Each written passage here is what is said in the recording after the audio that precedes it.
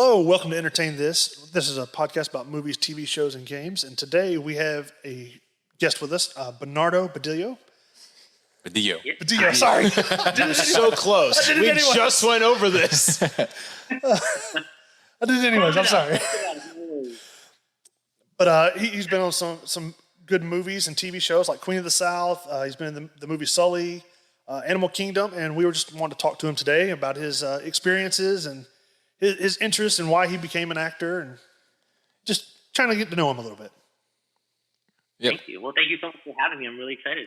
Yeah, we've had some guest speakers in the past, and a person like you definitely have I'd say the more fame to bring to the table here. And, you know, you've been active since what, 2006-ish, would you say? I started professionally in 2005, and before that I had gone straight from UCLA getting my bachelor's degree to getting my master's degree. So I studied for like 7 years before that. Mm-hmm. And I moved as soon as I finished my grad program. I moved a month later. I got cast in Walkout, and I think that was in 2005. But the movie didn't get released, I think, till 2006. Oh, wow. Okay. And did you study acting specifically or just film in general? Yeah. Okay. Yeah, I studied at UCLA. I got in the theater program, and I studied for 4 years specifically for acting. Mm-hmm. And then as I was getting ready to graduate, I applied to the Actor Studio Drama School in New York, and I got in, and thank God.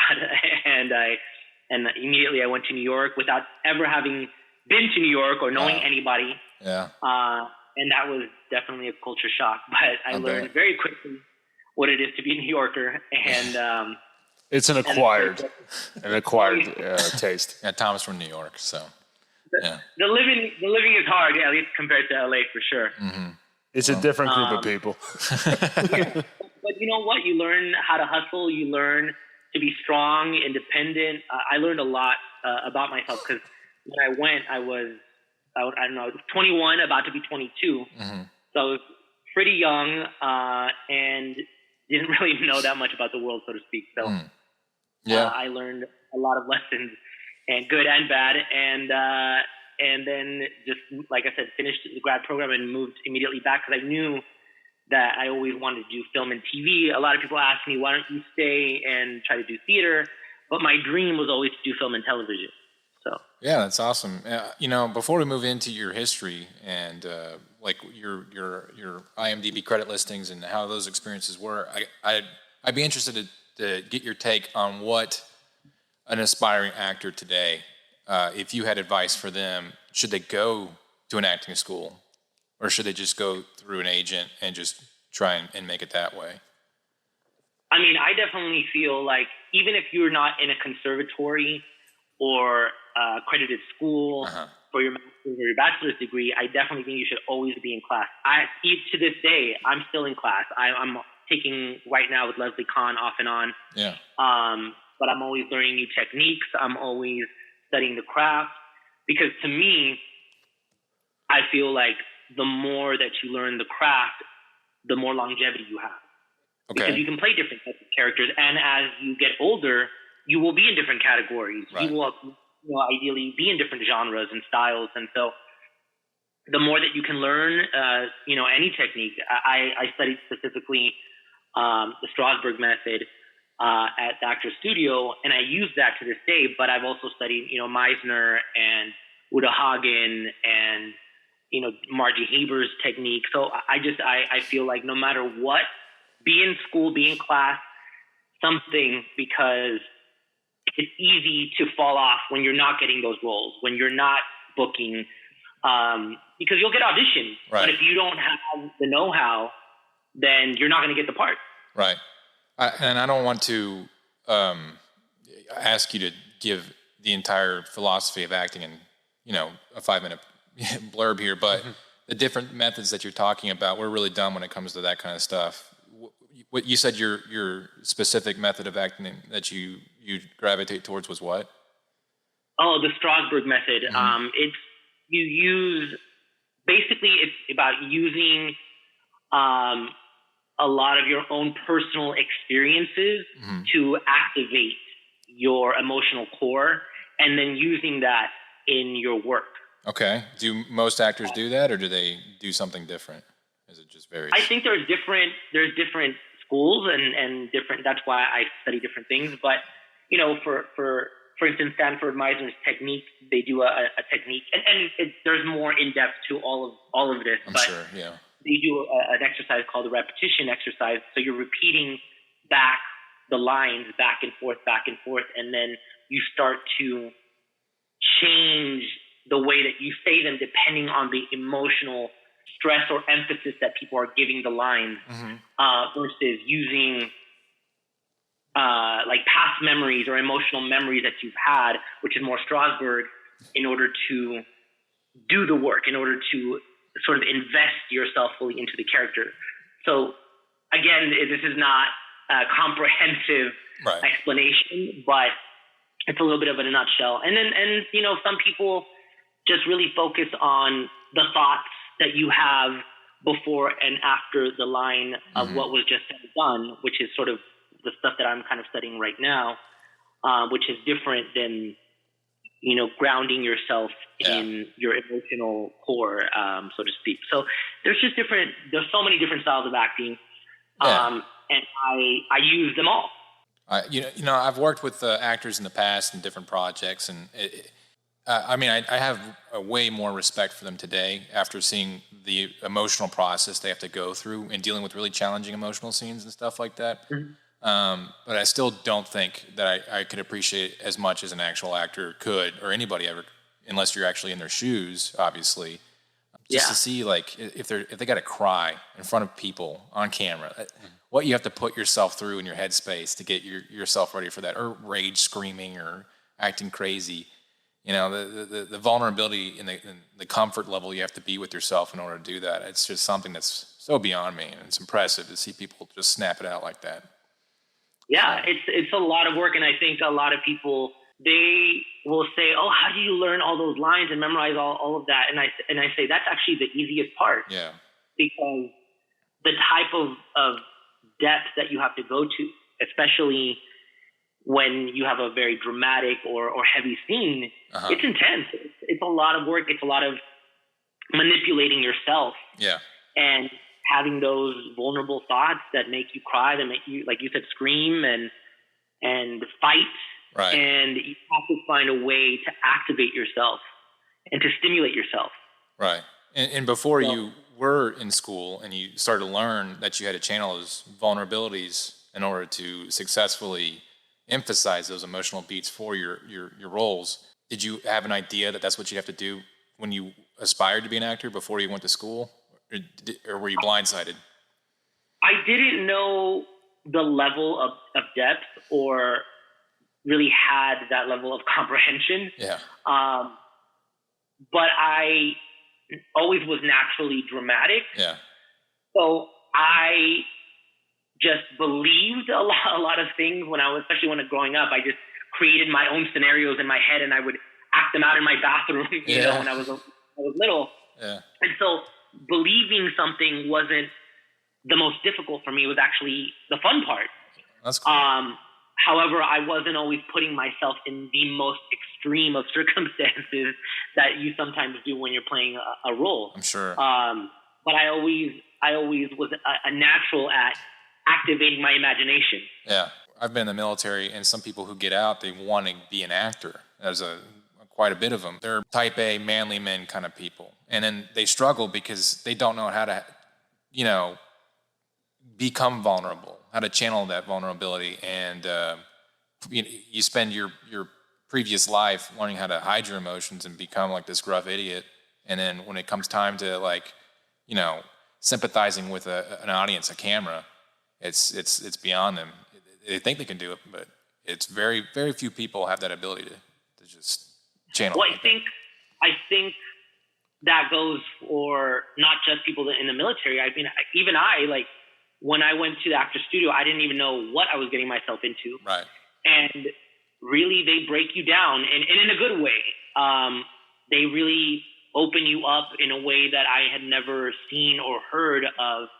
And it can be difficult to manage all those emotions and really beginning the process of breaking yourself down so that you can get to your own truth and your emotional core.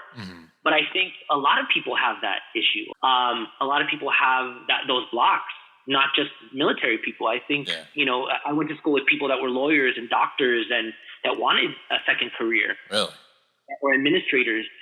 And we all had to go through the same process of just breaking down those walls or being afraid of your past, of your trauma, of all the pain that you've gone through and actually using it. Right. So it's not just, I think, military people. So that's why I say, I think it's important to go to class. I think it's important to learn different techniques because not every technique is going to go that in-depth of your emotional core. And you can act even without going through that, through that pain, through that struggle, through that breaking down of your walls. However, I do think it does enrich the characters. At least for me, it does. Right. Yeah. And you said something interesting. There's a lot of people looking to take acting on as a second career or a new career. Would you say that like the minority are successful? Like very, very few, maybe from my experience, everybody who gets into acting, from what I can see, maybe 1% actually can make a career out of it. Would you agree with that? I do agree that it is very, very difficult. Yeah. Even now, especially with the pandemic, things have changed in a big way, and we can definitely get to that in a little bit. But it is very, very difficult to just book jobs. And so I don't think it matters whether you had a previous career or not. I just think it matters whether or not you are talented and right for the part. And hopefully you are, and hopefully you kill the role and people love it and see it and watch it and want to either represent you if you don't have representation or keep casting you and booking you and you're making waves because people have to get to know who you are. A lot of people come, whether or not they've had a career before or not, a lot of people come to LA specifically to be an actor. But casting directors who are sort of, in a way, a little bit of the gatekeepers, they don't know who you are. Right. So it's about putting yourself on tape, getting those auditions, and knocking it out of the park because more often than not, you're not going to get the part.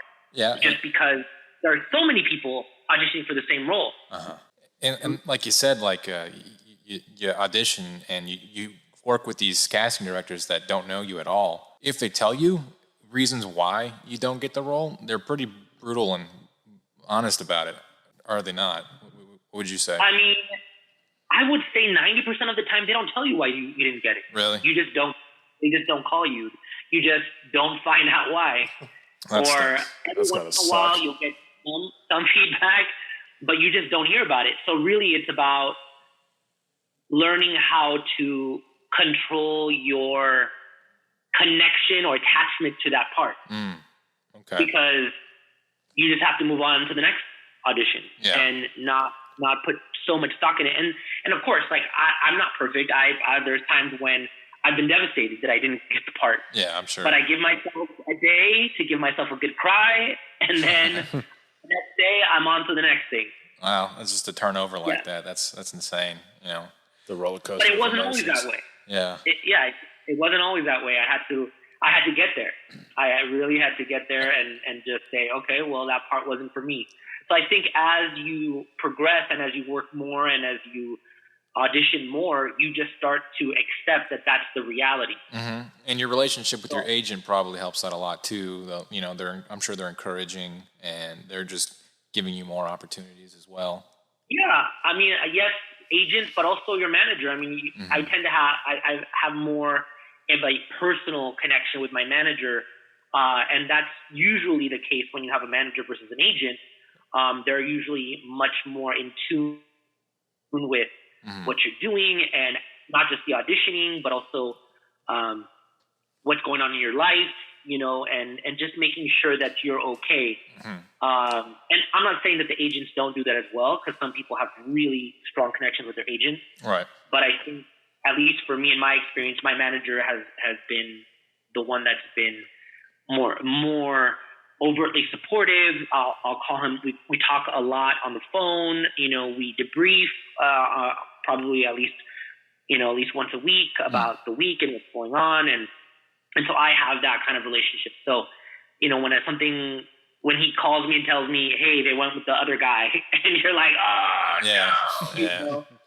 no. He does try to cheer me up, and, we'll get the next one and all of that. So, because, there's, like I said, there's many, many times when you're on hold, meaning when you're on hold means that they're debating between you and maybe one or two or three other people. For the nail-biting time. So they narrowed everybody down, and you're right there, and they like you.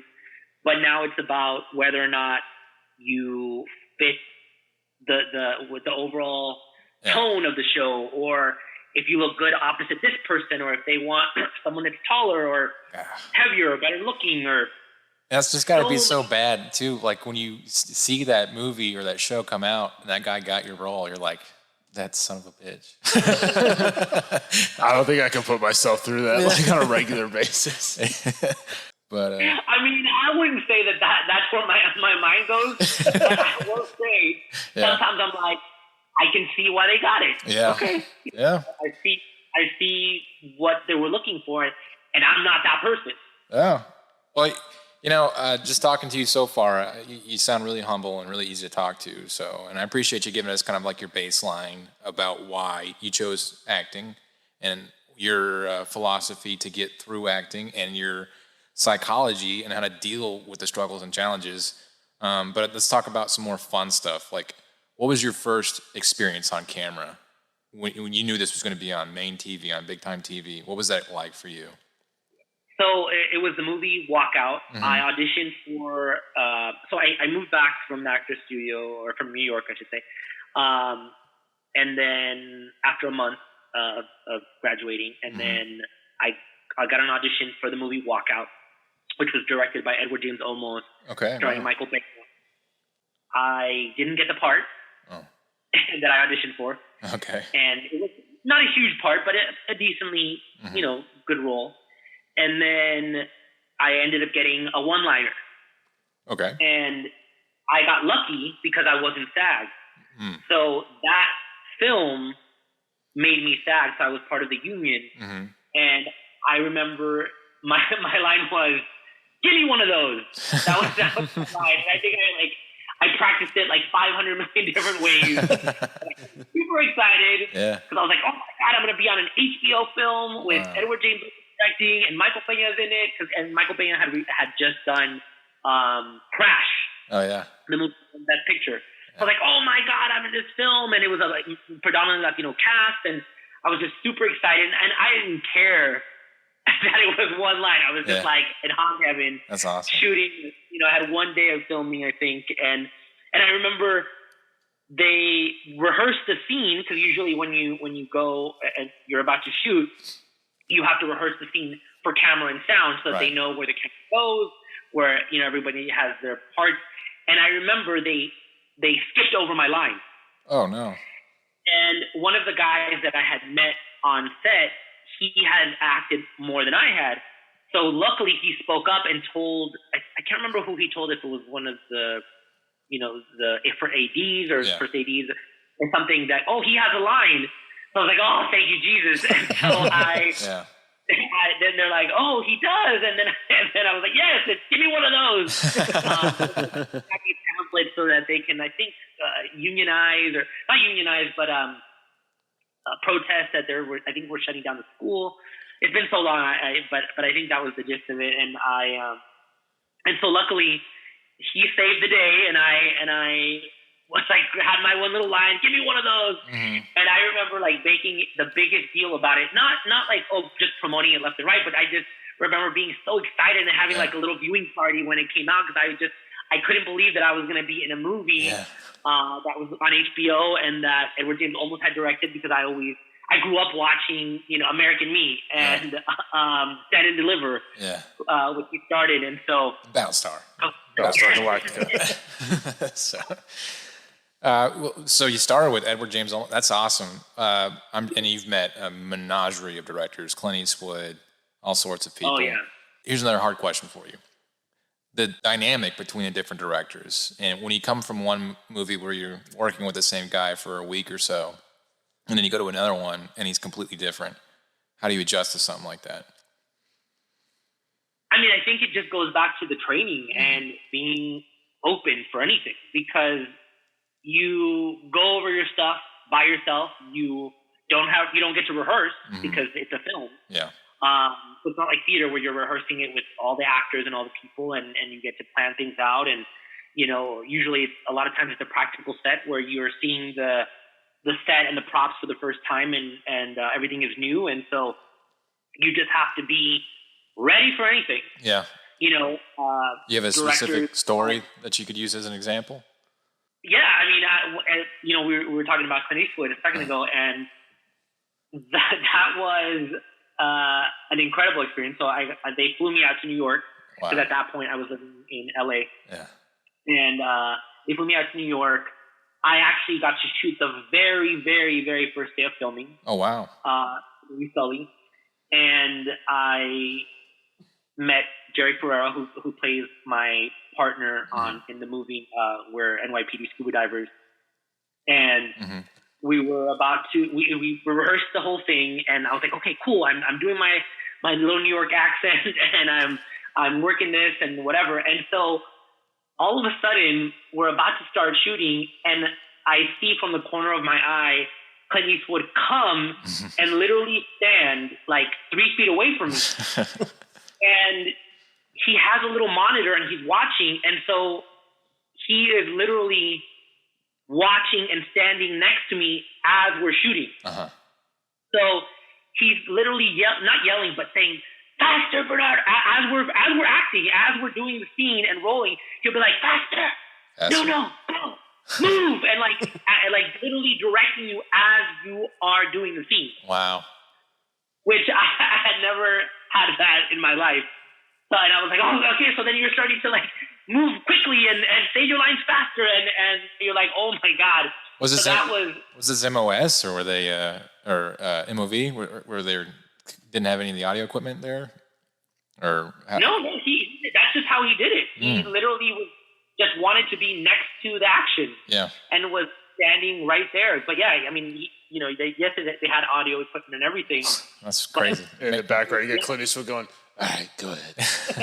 making your editorial team do extra work, I guess. So that's awesome. I mean, of course, he's not in the scene like the camera, because the camera is moving and following us, and it's almost like a handheld kind of situation. But it was just a very strange experience, but in a good way, because it really opened up my eyes to being open to any experience. Because up until that point, I had done mainly television. And, a lot of times the directors on television shows are the guests.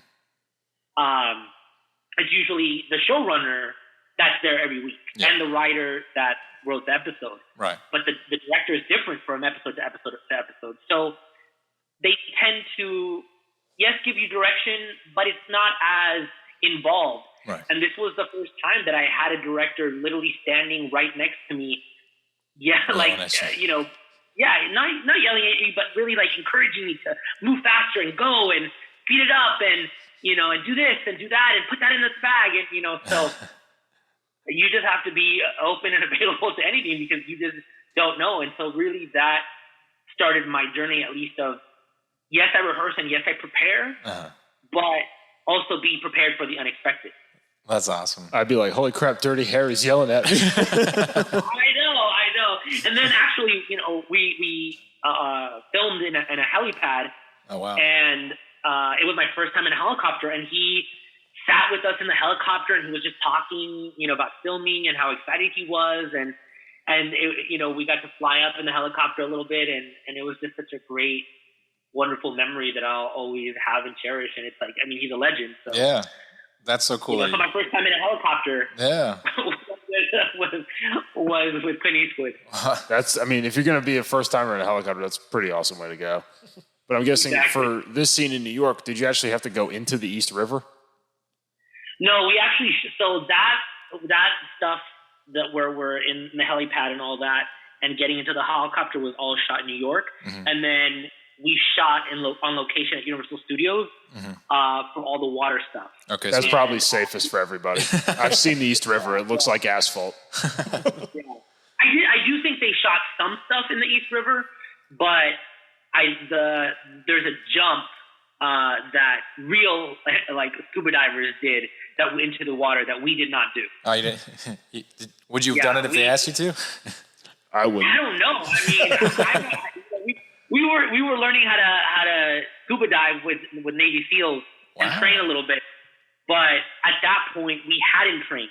Yeah. So we just had all the suits and the equipment, and we actually jumped out of the helicopter into these pads. Okay.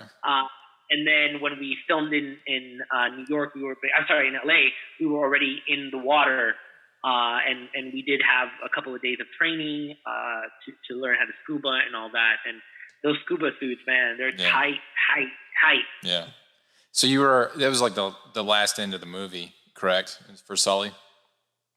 That's actually towards the middle of the movie. Middle? Okay. Because they show what happened, and then he's basically put on trial for I forgot. The court case. Him landing the plane and what he did, and basically he was the only one that could actually do it because none of the people that were doing the flight simulation of all the things that happened could actually land the plane safely. How long were you with that picture for? How many weeks were you with him? I only shot for a couple of days, to be honest with you. But they filmed the movie like so fast because Clint shoots so quickly. Yeah. He only does like 2 to 3 takes, and that's it. Yeah. That's what I'm saying. It's very fast. It's like a well-oiled machine. The DPs know what he likes. Everyone knows their jobs. They move very, very fast. So he's been doing it. Shot it in a month, maybe a month and a half. Wow. Yeah, he's been doing it for a million years, so I'm sure he's got it down pat. So. Oh yeah, he knows what he's doing for sure. So does Tom Hanks. Yeah. And so does Tom Hanks. Yeah. What was Tom Hanks? Did you get to talk to him at all? See him at all? I didn't get to talk to him until the cast party. Mm-hmm. So I got to take a picture with him and talk to him briefly, but it wasn't anything in depth or anything because really he didn't know who I was until I said, "Oh, I play this character," and he said, "Oh, nice to meet you. Thank you so much for being part of the film." And that was about it, but it wasn't an in-depth conversation, unfortunately. Well, hey, that's still cool. Mitch has got some questions for you. Well, I was going to ask, you've got some new projects coming out. The Sundance film Emily with the Criminal. What's that about? Like, what's your kind of role in that? Yeah, so in the movie, I'm sort of in the first half hour of the movie, and I'm a caterer along with Aubrey. Mm-hmm. We're partners in the catering company. Aubrey Plaza. And yes, Aubrey Plaza. April Ludgate. The Parks and Rec. That's where Tom knows her from. Yes, exactly. Yes. And we're partners in this catering company, and she does me a favor takes over one of my shifts, and so I say, okay, well, as a favor, since you're doing me a favor, I'm going to do you a favor, and I'm going to give you the number to this hookup so you can do some dummy shopping, which basically is a credit card scam where you get a fake ID and fake credit card, and you go and buy some stuff, and then you deliver the package, and they give you about $100 or whatever it is. But as the movie goes along, she does more jobs, and things start to spiral out of control. Yeah. I, on the other hand, do not do the jobs, and I'm actually upset with her that she is leaving work and leaving me with all the work to go and do these other jobs. Yeah, I read a little bit about it, and it seems like a really fun movie. I'm kind of excited for it. So yeah, it's a thriller. So there's a lot of interesting, kind of shocking moments that I was like, oh, when I was reading the script, I was like, oh, I can't wait for this. Yeah, that's cool. This is probably the biggest movie role you've had, correct? I would say, yes. Yeah. I mean, the movie Sully was huge, but my role wasn't as in-depth as this character. Right, yeah. So I definitely am super excited about it. It sounds pretty cool. And I'm excited that it's at Sundance and that people are finally going to get to watch it. I mean, I was even surprised that we made it, into Sundance. We didn't finish shooting until like August. Oh wow! Of this summer. So the turnaround has been super quick, and I was like, wow, I can't believe we got the movie into Sundance. Yeah. So I'm excited for people to watch it and see what they think. That's great. But, Yeah, I hope it does really well. So yeah, I'm excited. You also have a Hulu TV show, This Fool, that you're going to be in? Yeah. So it's a new show that premieres this summer on Hulu that Fred Armisen from SNL and Portlandia is executive producing. So, and it's all Latino cast. It's based around Chris Estrada, who is a comedian, and he plays this character named Julio, and he has his family, and it's about his dating life, his family, and he works at this rehabilitation center for ex-cons. I don't play one of the ex-cons. I play his cousin, and he has another cousin who we go to toe-to-toe with because we have some bad blood. No. And in the episode that I'm in, we kind of fight. Wow. Cool. And it's really, really, really funny. And I'm not just saying it because I'm in it. Yeah. It's so funny. The cast is hilarious. And I know that they have some big guest stars in it, including Michael Imperioli. And I know Fred Armisen is going to be in it as well. So I'm just excited for people to watch it and see this comedy. Yeah, sweet. I'd definitely look into that. That sounds awesome. Yeah. So, you got any other projects in the works coming out that you feel comfortable talking about, or you want to keep it on the hush for now? I mean, I don't have anything lined up just yet, but I'm auditioning like any other actor out there, and just doing good work and just trying to get that next role. Well, more power to you, man. I really hope it works out. You sound like a really well-grounded person. I happen to have 2 questions for you. Oh, okay. We can't. Tom's got questions. These are my 2 questions to contribute to this roundtable discussion. Number 1 is obviously you're acting opposite of Aubrey Plaza. Is she like April Ludgate in real life? I don't think so. I think Aubrey is definitely. I mean, she's fun and she's joyful and what's the word I'm looking for? Kooky in a good way. In a good way. Because I'm kooky and I'm a little crazy. Yeah. So we just had so much fun in between takes and just talking and getting to know one another.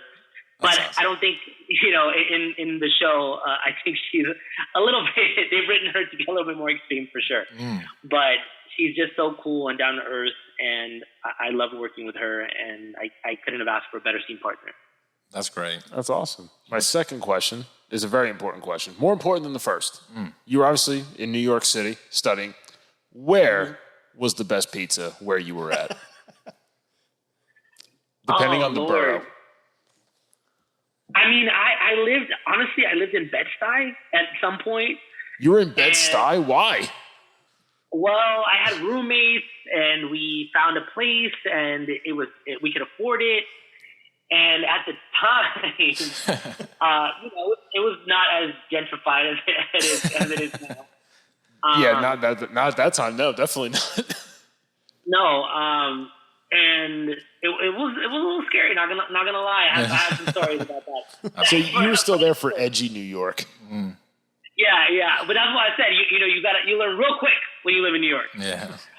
I did have some really good pizza there. There was like a little, I can't remember the name of the restaurant, but it was a random little restaurant that was super cool, and it was like owned by this African American woman and her husband, and it was super trendy and cool, and they just had this like homemade gourmet pizza, but I cannot remember for the life of me what it was called. And it was like right around the corner from where we lived, and I was like, this pizza's damn good. But I did have several slices in different places in New York, and I have to say I prefer that deep dish pizza. Not gonna lie. All right. All right. Oh no. As a native New Yorker, I can't condone your statement. Well, I just love, that's the thing. See, I love sauce more than cheese, and I feel like New York pizza is a lot of cheese and not enough sauce. Well, Tom doesn't like cheese, so he's weird also. Yeah. Chances are you went to some place that was called Ray's or Ray's something, famous Ray's, original Ray's, Ray's, Ray's. Best pizza in the world. Ray's best pizza, original Ray's best pizza. All right, well, I'll have to try that when I'm back in New York. It's been a while. I need to get back there. Yeah. Well, hey, man, thanks so much for regaling us with your information. You sound like you've had a very informative career up to this point for aspiring actors or people in the industry at all, and I always enjoy talking to people like you and seeing how far you've come and how far you've got to go. And I'm sure you'll do better and better and better. And I hope all your projects are super successful. Thank you. Onward and upward, 2022. That's I'm really right. excited. No more COVID. Thank you so much for having me. No more Rona. We're done. No more. Oh yes, please. No more Rona. Well, good luck to you, man. I hope we get to talk again sometime. Thank you so much. Have a great day. All right. Thank you. You too, sir.